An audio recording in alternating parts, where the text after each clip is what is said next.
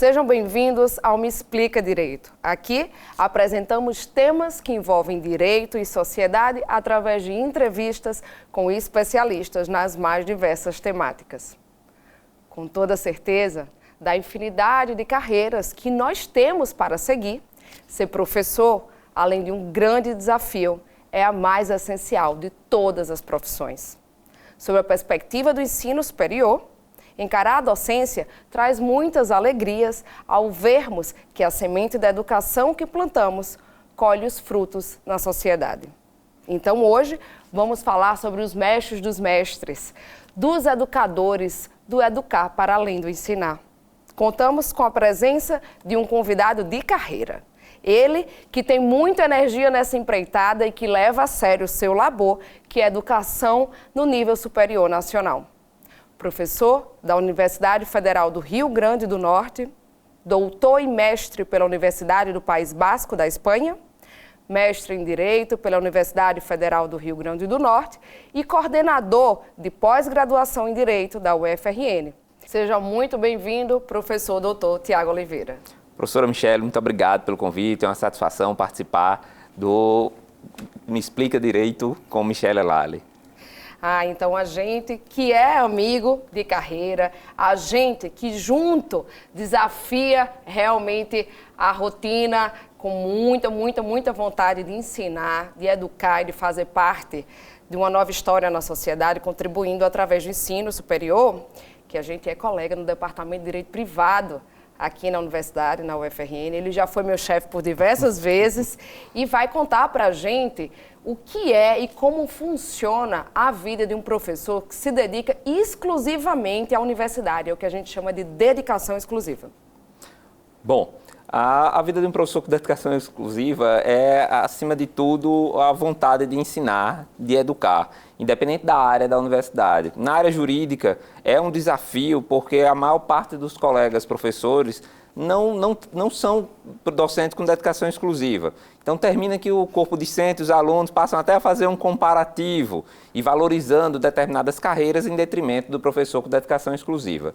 Mas para minha surpresa, às vezes quando você mesmo já me convidou para a disciplina de carreiras jurídicas e eu sempre faço uma pergunta, quem quer ser professor? Sempre tem um ou outro que ainda levanta a mão e quer abraçar essa carreira de docente.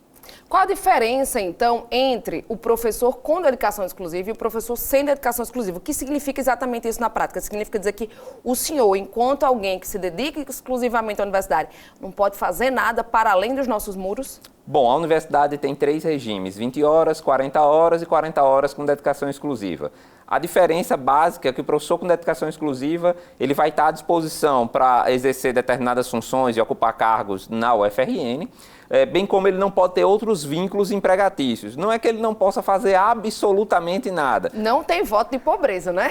Esporadicamente ele pode ministrar aula num curso de especialização em uma outra universidade, ele pode receber por direitos autorais de livros que ele publicou, ele pode receber por palestras que ele ministrou, conferências, mas é um regime muito mais restrito, claro, do que os outros dois. Então, quer dizer que um professor, embora ele tenha eventualmente a dedicação exclusiva à universidade, ele pode ser palestrante, conferencista, ele pode ser dono de empresa, desde que ele não esteja à frente da administração, né?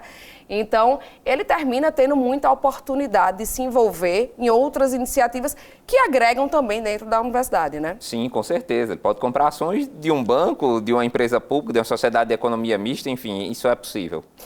E aqui na UFRN, alguns cursos possuem vários programas de titulação. Eu gostaria que o senhor, enquanto acadêmico, nos explicasse o que é educação stricto sensu, o que é educação lato sensu, qual é a diferença, e no curso de Direito, se nós temos a educação stricto sensu que vai além da graduação. Bom, excelente pergunta. No nosso caso aqui da UFRN, nós temos cursos de graduação, são dezenas, e cursos de pós-graduação também um grande número. Essa pós-graduação ela se divide em pós-lato sensu e stricto sensu. Após lato sensu são os cursos mais simples, de especialização, aperfeiçoamento, MBA, ou seja, eles conferem um certificado, mas não um diploma. Normalmente eles têm uma natureza mais voltada para o mercado. Já após stricto sensu é mais voltada para a pesquisa, que seria justamente o mestrado e doutorado. Mas dentro desse cenário, nós temos os programas de mestrado e doutorado profissionais. Aí eles também têm uma produção técnica compatível com a produção científica, que seria o outro lado da moeda dos programas acadêmicos. Então, para o leigo entender, título mesmo só tem quem faz graduação, mestrado e doutorado. Perfeito, professora Michele. Inclusive, há uma certa polêmica, porque muitos professores cursam pós-doutoramento, pós-doc, e colocam como título de pós-doutor, mas pós-doutorado também não é título. Título é só graduação, mestrado e doutorado. Mas é um diploma, um certificado, eventualmente, que você vai obter. Eu, por exemplo, tenho um MBA, mas MBA não é mestrado. Então, eu tenho um mestrado de Direito e tenho um outro curso que é um MBA, então eu tenho uma especialização que a gente chama assim de lato sensu, não é isso? Perfeito. Aliás, ainda estou para ver qual título que você não tem, porque você coleciona títulos. Eita, quem fala. Professor, aproveitando a deixa, como é que funciona um programa de pós-graduação? Por exemplo, qualquer curso pode abrir um programa de mestrado, um programa de doutorado. O curso de Direito tem programa de mestrado e de doutorado aqui no Rio Grande do Norte? Nós temos um programa de pós-graduação com o curso de mestrado em Direito, criado há 25 anos, grande esforço da professora Maria dos Remédios, com apoio da reitoria da época da UFRN. Esse programa de pós, ele já formou mais de 400 mestres. Hoje em dia eu posso dizer que não tem um órgão da área jurídica no Estado que não tenha um mestre em Direito formado pelo nosso PPGD da UFRN. E para abrir um curso não é tão simples, porque a CAPES, que é a Coordenação de Aperfeiçoamento Pessoal do Ensino Superior do MEC, é quem controla a qualidade dos cursos de pós-graduação em estrito sensu. Então, tem uma série de requisitos, você tem que se submeter a uma avaliação e, se for aprovado, você vai ter o seu curso funcionando. No caso do nosso mestrado, ele obteve essa aprovação prontamente e vem funcionando até hoje. Então, por exemplo, você fazendo um curso de um mestrado, agora saindo do nosso polo, você fazendo um curso de um mestrado, de um doutorado, que é o seu caso, eu também tenho, embora tenha feito um doutorado, né, num contexto que tem USP e tive a oportunidade de estar dentro do contexto brasileiro na pós-graduação, eu também, como você, fiz mestrado, doutorado fora do Brasil. Como é que funciona isso? Você pode fazer um mestrado, doutorado, tem validade no Brasil, a graduação também. Como é que funciona? Se aplica imediatamente, vai ter validade jurídica aqui? Bom, hoje em dia a educação, assim como inúmeros outros setores da sociedade, ela também está internacionalizada.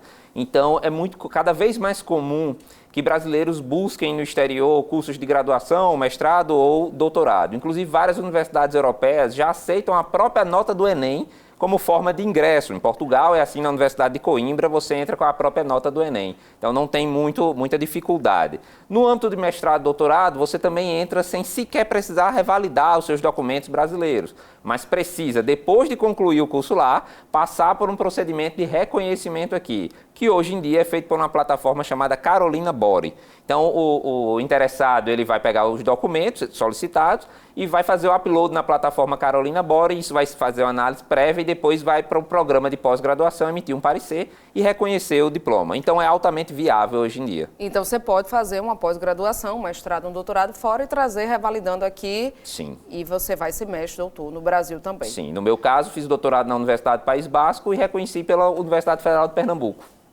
No meu caso, eu fiz o mestrado na Universidade de Salamanca, revalidei também pela Universidade de Pernambuco, mas o doutorado eu nunca revalidei por causa do título da Universidade de São Paulo, aí não precisava, né? Mas para alguém que precisa de um título, inclusive para fins de concurso, precisa revalidar, não é isso? Perfeito. O reconhecimento é essencial para fins remuneratórios, sem dúvida. Quem não revalidar pode até se colocar como doutor. Academicamente é doutor, mas para fins financeiros não. Então, se fizer um concurso, vai ser aprovado, mas não vai poder assumir caso exija doutorado. Inclusive, sem ser para acadêmico, né? No caso, um concurso fora. Às vezes você faz um concurso para outra área, mas você precisa ter o título com validade no território nacional. Numa eventual prova de títulos, você não vai poder somar esse diploma de doutor se ele não estiver com o reconhecimento aqui no Brasil. Perfeito. E falando sobre essa coisa do internacional, queria saber, com tantos anos de docência, o senhor que só se dedica à universidade, como é a vida de um professor que se dedica exclusivamente à universidade? As portas são abertas? Você já teve outras oportunidades, que eu sei que já, de ser professor visitante, de colaborar em outros países? Aqui no nosso curso de Direito mesmo, eu percebi que a gente está com um professor estrangeiro da Itália, que ele está dando aula na graduação aqui, eu sempre cruzo com ele. Como é que funciona esse intercâmbio? É como se fosse um intercâmbio de escola, escola também, que você vai lá estudar, né?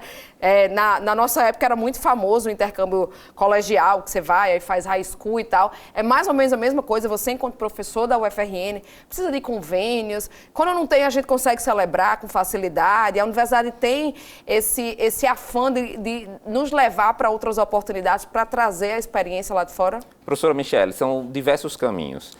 Inicialmente, nós temos a Secretaria de Relações Internacionais da UFRN, a SRI, que lança editais de fomento à internacionalização dos professores da UFRN.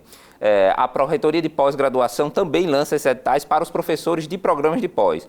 Recentemente eu fui contemplado no edital desse e fui professor visitante na Universidade Portucalense, lá no Porto, Portugal. Agora, esse ano, fevereiro, março, eu estava lá em Portugal. E deu aula lá, então? Dei aula lá, fiz pesquisa, ia para a biblioteca, enfim, convivi com os alunos de diversas nacionalidades. É sempre uma experiência muito, muito agradável. Então, esse é um dos caminhos, aproveitar os editais que são abertos, mas também participar de congressos internacionais, ter aquele network com os professores de fora para, claro, apresentar o seu trabalho, a sua produção e receber convites. Recentemente eu recebi o convite para ser pesquisador visitante da Universidade de Pisa, na Itália. Estou esperando a viabilidade de um outro edital da Pró-Reitoria de Pós, quem sabe, para ter a felicidade de atuar em mais um país.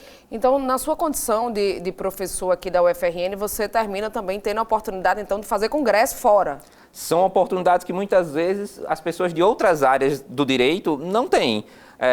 Eu já palestrei em eventos no México, na Colômbia, no Uruguai, na Espanha, em Portugal, enfim, em vários países. Na fase da pandemia, que era online, a gente nem conta, eu estou contando só os presenciais. É verdade. Então é algo que a carreira docente traz e tem como benefício, é você ter essa possibilidade de apresentar a sua produção científica em diversos fóruns. É verdade, isso enriquece muito a discussão, né? Me lembro que quando eu estava fazendo mestrado fora, na minha sala tinham 24 pessoas, 16 nacionalidades diferentes. Era a própria ONU, né? Você imagina, no Panamá pode assim, no Chile não pode, na Rússia é diferente, na Itália de tal forma. E isso é fantástico para a gente trazer a experiência para a sala de aula, a gente trazer a experiência para o alunado e a vivência de tudo isso. Como você falou, a gente termina tendo amigos e participando de eventos, Bolívia, Espanha, N países também que abrem as portas para a gente levar um pouco do que a gente tem e também trazer aqui para o ambiente da universidade.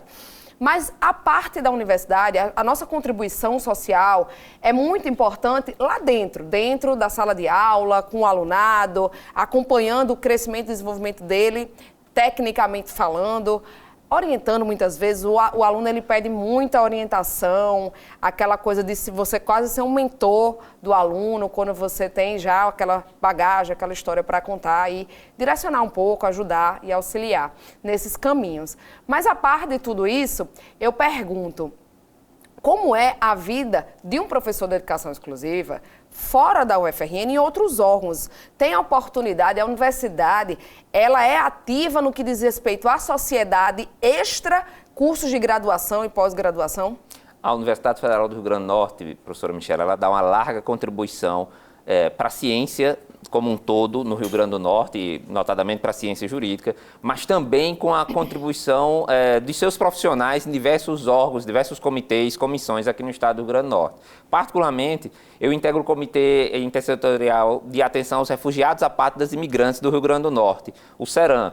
Já que meu doutorado foi sobre direito dos migrantes, então, quando o Estado do Rio Grande do Norte pediu ao reitor para indicar um professor, ele viu que eu tinha doutorado na área e fez a indicação. Além disso, eu sou professor de Direito Internacional e Direitos Humanos. Então, tem o Conselho Nacional de Justiça, que fiscaliza o Poder Judiciário, ele criou as unidades de monitoramento e fiscalização das decisões do sistema interamericano. Então, tem no Tribunal Regional Federal da 5ª Região, em Recife, e no Tribunal de Justiça aqui do Rio Grande do Norte. Eu faço parte, sou membro titular dessas duas. Inclusive, a OMF da Justiça Federal da 5ª Região foi a primeira do país no âmbito de um tribunal, e eu tenho a satisfação de fazer parte desde a primeira composição. Então, eu levo meus conhecimentos daqui da UFRN para os magistrados federais e para os magistrados estaduais no monitoramento dos processos que tratam sobre direitos humanos. Ah, fantástico. Então, vamos aqui, eu vou elucidar, que agora eu gostei da temática, eu quero entrar nessa temática. Vamos para cá.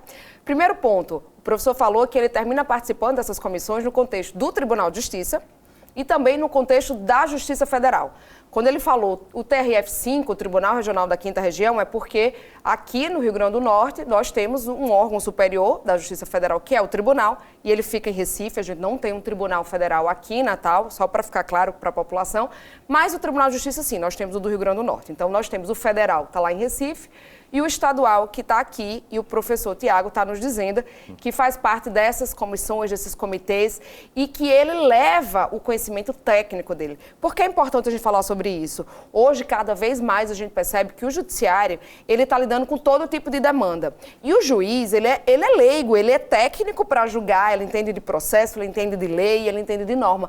Mas ele é um tanto leigo para entender ou para compreender a fundo as situações no caso concreto. Tanto é verdade que a gente conta muito no sistema de justiça com os peritos. Os peritos, eles podem ser médicos, engenheiros, arquitetos, eles se propõem a auxiliar o julgador no deslinde de uma questão jurídica que é levada ao judiciário. E aí eu pergunto, como é que funciona na prática a atividade de alguém que vem com essa ideia de trazer a realidade de um contexto, e aí eu só falo de direitos humanos, isso é muito importante, a gente não tem noção, talvez, da realidade das pessoas mais próximas. A gente tem convivido muito ao passar dos anos com questões que envolvem bastante Venezuela, mas hoje, quando a gente também fala, a gente pensa em Rússia e Ucrânia, a gente pensa em Palestina e Israel.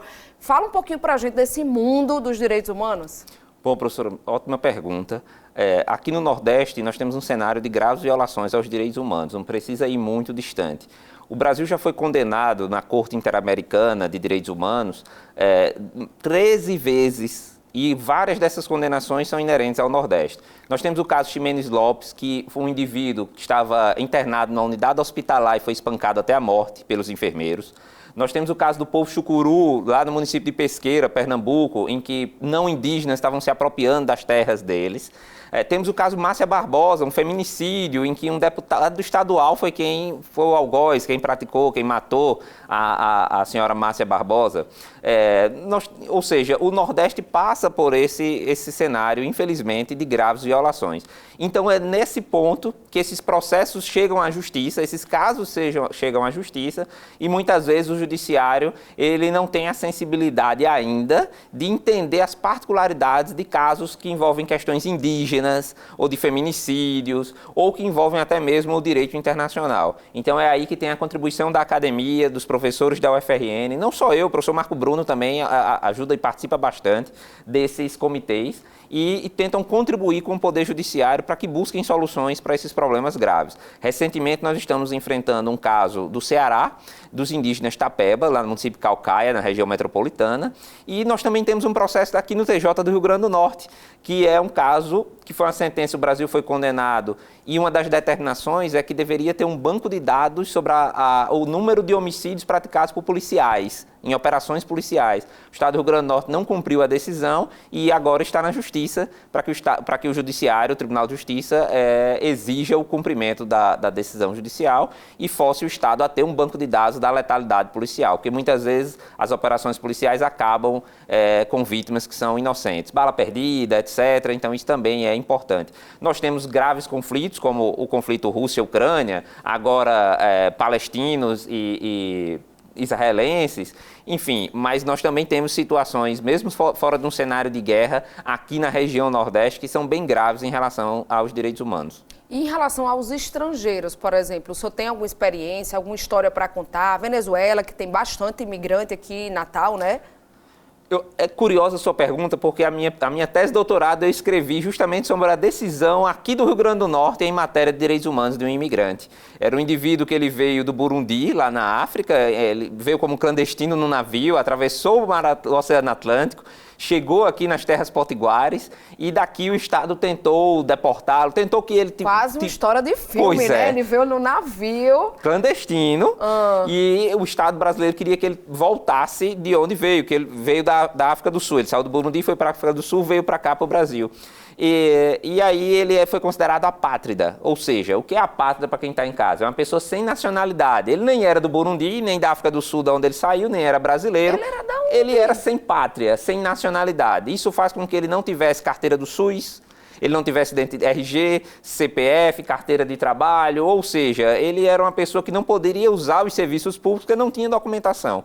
Até que buscou-se o Núcleo de Prática Jurídica da UFRN, junto com a Ordem dos Advogados aqui, o Serviço de Advocacia Pro Bono, e a Justiça Federal, a brilhante decisão do Dr. Edilson Nobre, que já esteve sentado aqui contigo, e reconheceu a condição de apátrida e os direitos desse cidadão, desse indivíduo. Então, realmente, a questão migratória ela é importante aqui no Rio Grande do Norte, porque se tem muita discriminação quanto o imigrante em situação de vulnerabilidade, em palavras simples, pobre, com o venezuelano que está nas ruas essa hora pedindo esmola nos semáforos, mas não tem com o dono do hotel lá em Pipa, que é estrangeiro do mesmo jeito, ou de um hotel na via costeira.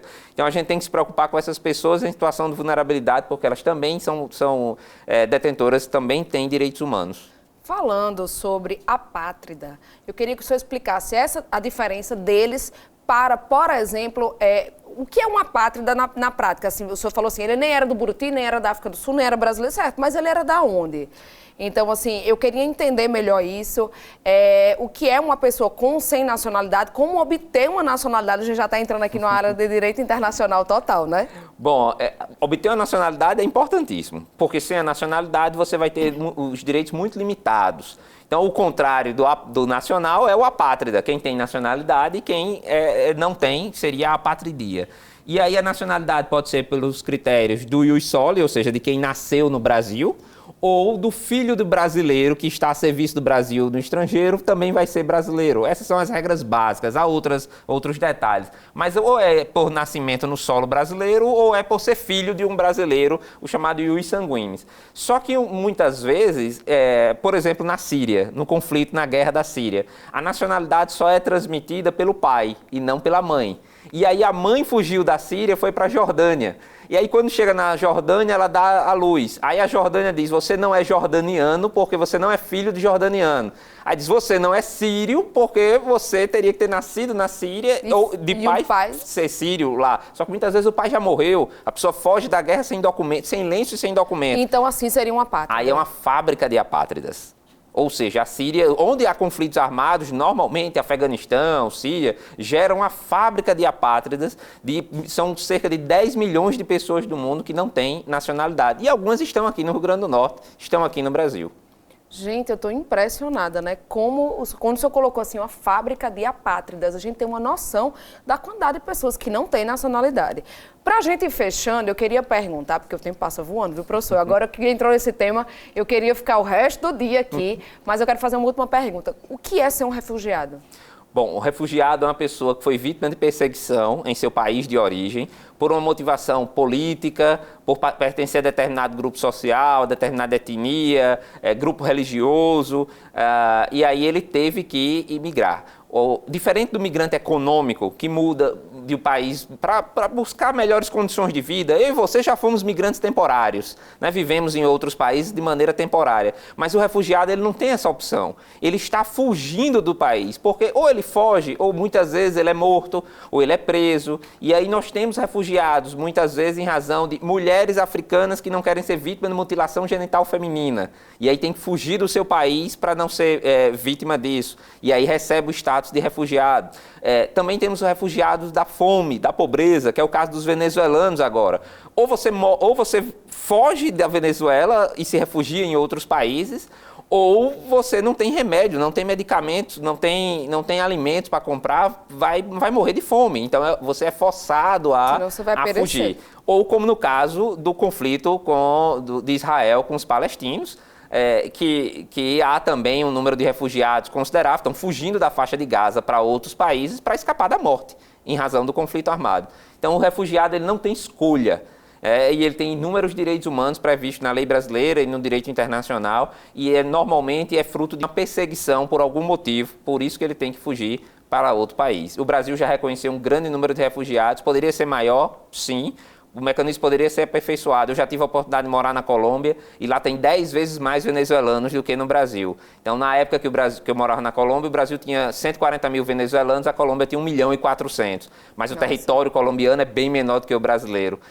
Então, às vezes, a gente tem que enxergar com outro olhar. E só mais um detalhe, professora Michele, eu tenho mais brasileiros fora do Brasil vivendo no exterior do que pessoas de 80 nacionalidades aqui. É mais do que o dobro. Ou seja, o brasileiro quer ir morar nos Estados Unidos, na Europa, e muitas vezes ele não quer acolher bem o estrangeiro que aqui está.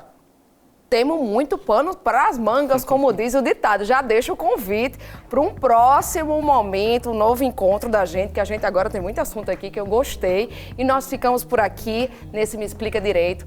Voltaremos a nos encontrar na semana que vem. Até lá!